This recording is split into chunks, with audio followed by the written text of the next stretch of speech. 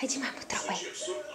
Тропай. В петък от 14:30 Николас Кейдж ще направи точно това. Ще остави на Бриджит Фонда 2 милиона бакшиш. Попити ли? А така. Тропай. Тропай. Нищо не е по-сложно от човешките взаимоотношения. Тропай, тропай. А така. А така. Хайде, бе.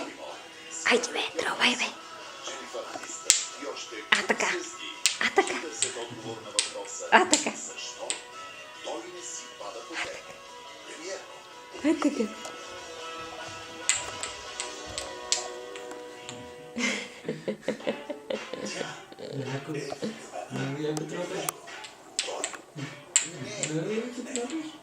Мнозина на нейно място. Тропай, бе, мамо.